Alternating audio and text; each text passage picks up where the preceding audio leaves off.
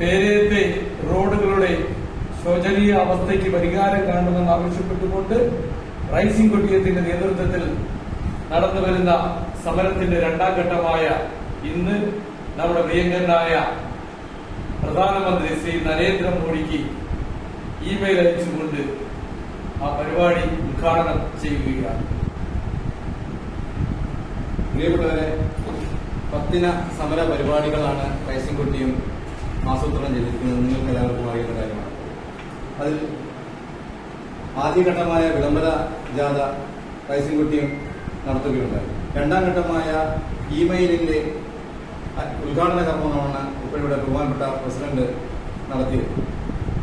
നാളെ മുതൽ ഉപരിതല ഗതാഗത വകുപ്പ് മന്ത്രി, അതേപോലെ മുഖ്യമന്ത്രി, PWD മിനിസ്റ്റർ, ഗതാഗത minister, MLA, MP, panchayat president, collector തുടങ്ങി എല്ലാവർക്കും നാളെ മുതൽ നമ്മൾ ഓരോരുത്തർക്കായിട്ട് അയക്കുന്നതാണ്. നിങ്ങളെല്ലാവരും ഇതുമായിട്ട് സഹകരിച്ച് ഇതൊരു വലിയ വിജയമാക്കി തീർക്കണമെന്ന്, നമ്മുടെ സമരം വിജയിപ്പിക്കണമെന്നും എല്ലാവരും ഒരിക്കൽ കൂടി അഭ്യർത്ഥിക്കുന്നു.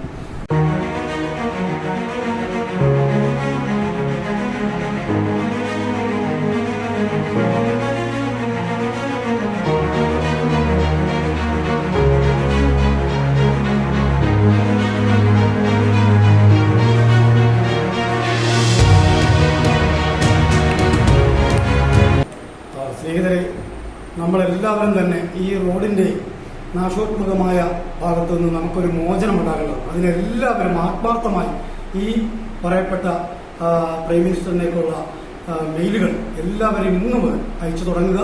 നമുക്ക് 3-4 ദിവസം നമ്മുടെ മുന്നിലുണ്ട്. 4-ാം തീയതി വരെയാണ്. എല്ലാവരും ആത്മാർത്ഥമായി ചെയ്യുക.